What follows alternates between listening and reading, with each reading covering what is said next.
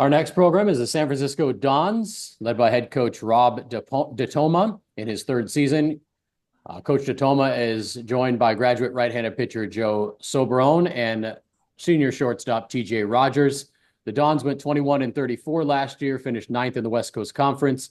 Coach DiToma, if you want to start us off with an opening statement about your team in the fall leading up to 2025. Sure, yeah. Thanks for having us.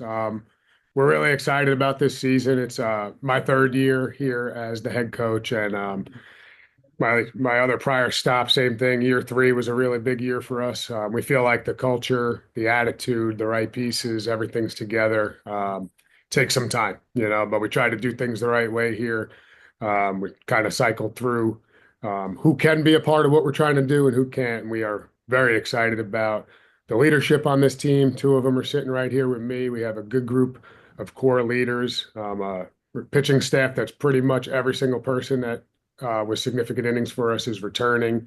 The return of a healthy TJ this year for us is huge. And obviously, looking at the numbers and everything, we were not very good offensively last year. We were really good on the mound, top 35, 40 in most categories nationally. Just couldn't score enough runs to win. And believe we've made significant increases talent-wise, personnel-wise, coaching staff-wise to kind of correct that and make it a little better on the offensive side. So we feel pretty confident in what we're doing. We're working hard every day, and we're excited about the season. All right, we will open it up for questions. If any of our media members do have questions, please feel free to use the raise hand function. We'll start with Eric Sorensen from D1 Baseball. Hey, Coach, good to see you. Yeah, and you talked about your experienced pitching staff, and you also talked about like how year three has kind of been your year where you kind of spike up a bit in the past. So that combination's got to feel pretty good. Just give us what you're looking for from your rotation this coming season, and just in general your arm staff about how comfortable you are with them.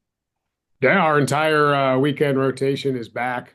Adam Shue's a little banged up right now, who pitched every weekend for us last year up until he got hurt at the end. So, but we have a grad transfer in Aiden Rissi who probably step into a starter role here early in the year from a D3 school, Bard in New York. So, yeah, 15 returning pitchers.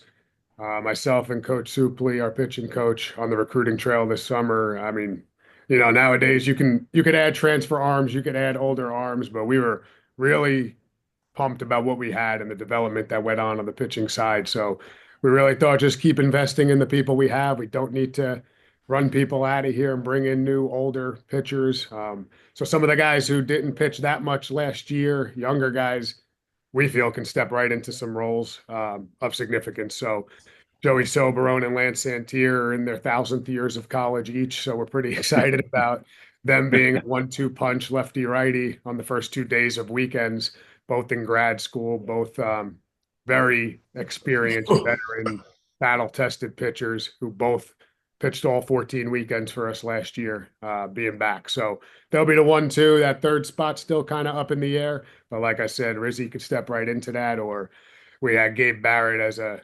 top-end reliever in our conference last year who can very easily slide into a starter role if we have proper backing behind him. So we really like that, and we're pumped about the defense we have behind these guys, which should prevent even more runs behind the good pitching that we have. Good. All right, this question's for Joe. I know you didn't pitch a lot at UC San Diego, and then you come to USF, and all of a sudden you're second team All WCC. What kind of clicked for you last year? What was the thing that kind of put you over the tear? Honestly, last season was a product of opportunity. In San Diego, I had a great coaching staff, great culture. I enjoyed everything there. I have no complaints at all. But I came here because I wanted to come home. I grew up in the East Bay, and the opportunity to pursue another degree and pitch was why I came here. Coach DiToma was pretty clear, like, I'll have to earn it in the fall, and I did. And he gave me those 14 starts, and I made the most out of it.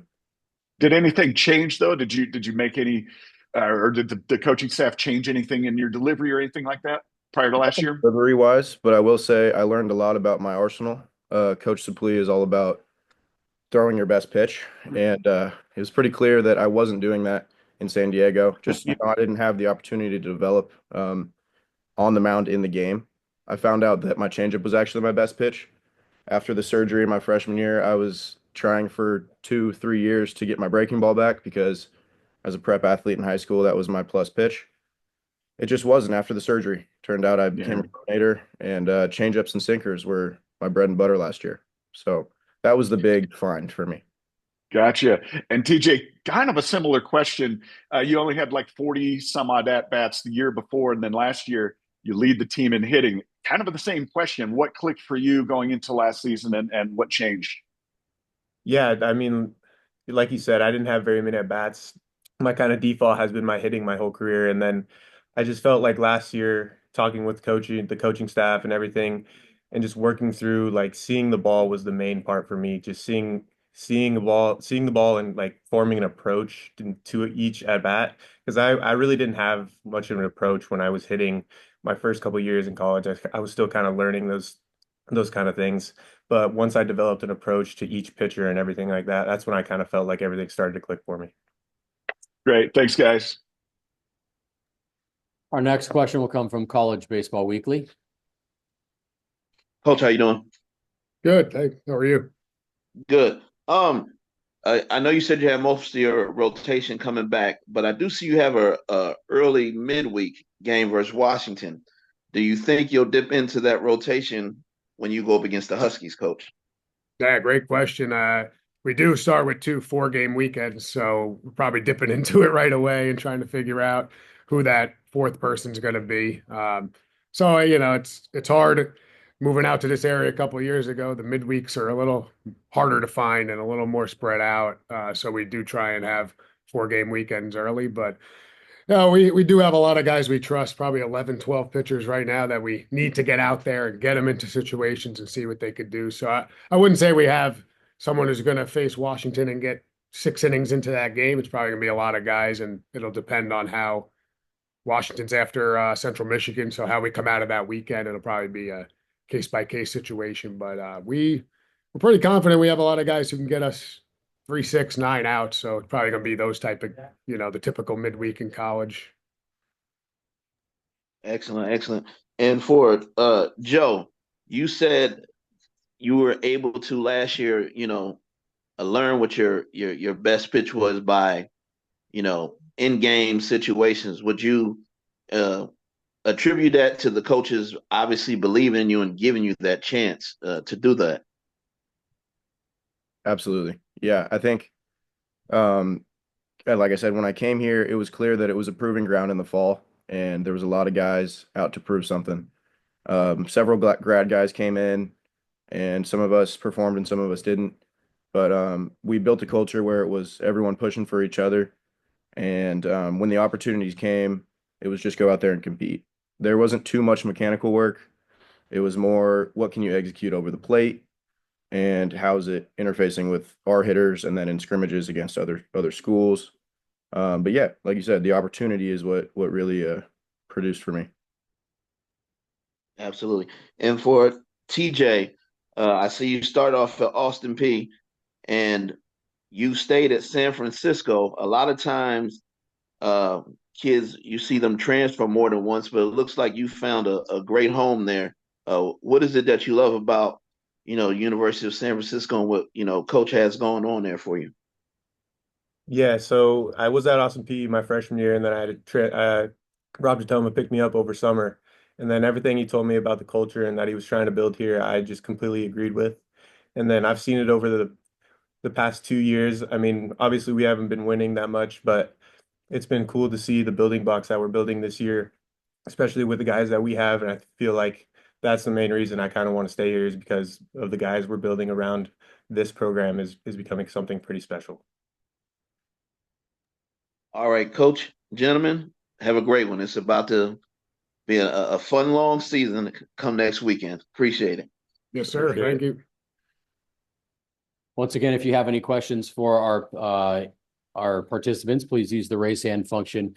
Joe, you have kind of an interesting situation right now. You're in law school. I don't know a lot of college baseball players that are doing that. Can you talk us to a little bit about what your day might look like, whether it's practice, on to law school? How are you balancing those? And do you find it much different than undergrad degree or any other graduate degree you might be pursuing or may have already pursued?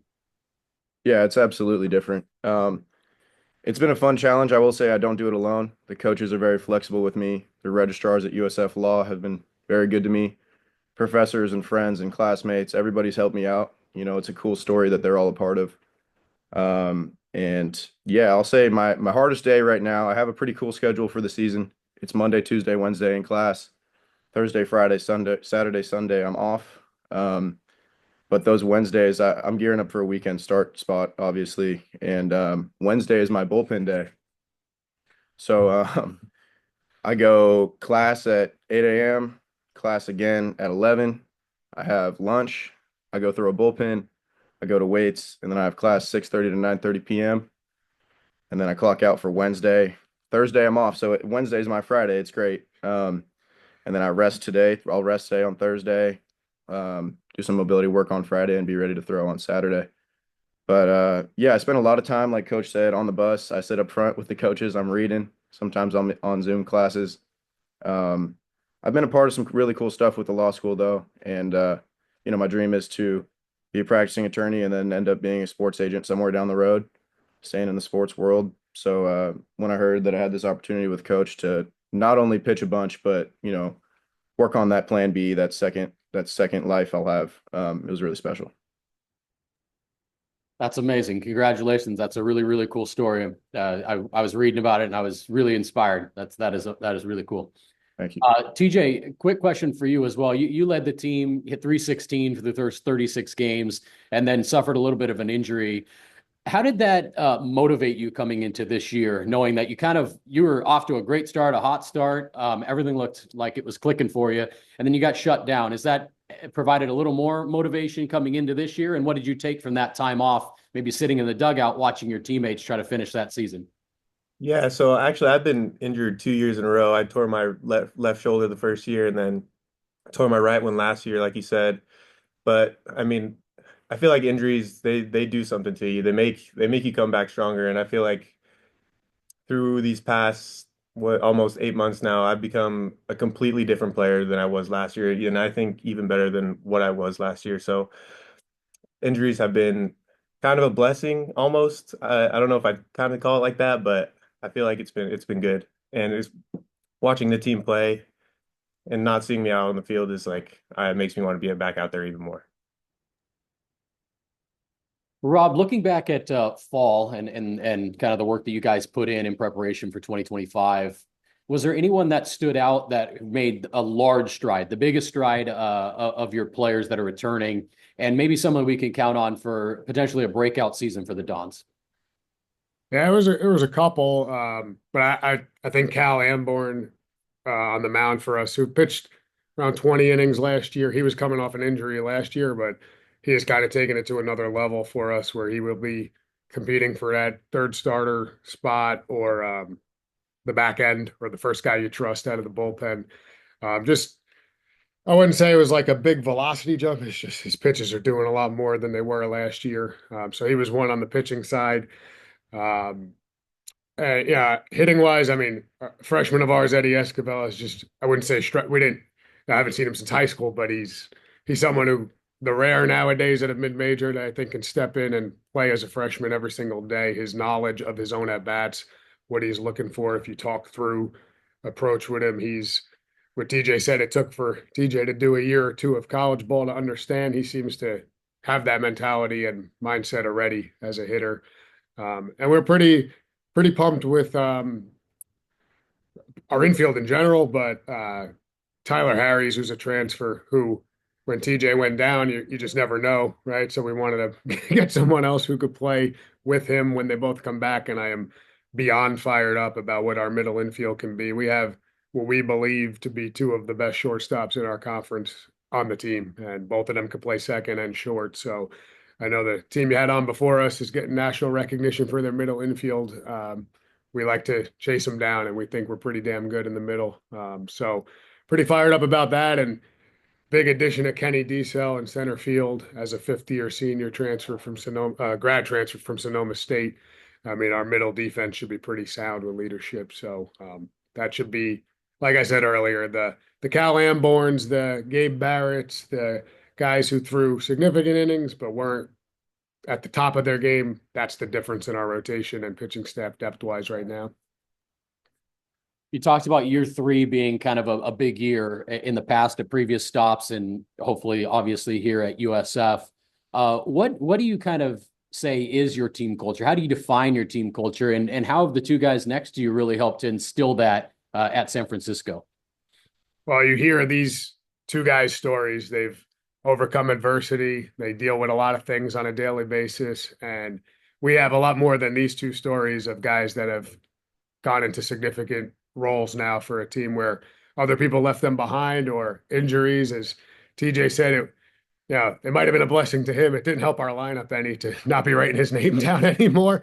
But I can attest to what he's saying. When I saw him in July and August, I couldn't believe where he was physically compared to where we left him when the season ended, and just top to bottom. And that's why year three for me, it is that, because I work really hard and the staff works really hard at finding the right people. And hopefully you guys can gather from talking to these guys that they are the right people and it's more than them. And it just takes, from my experience, it takes a year or two to find out who's going to buy into what you're doing.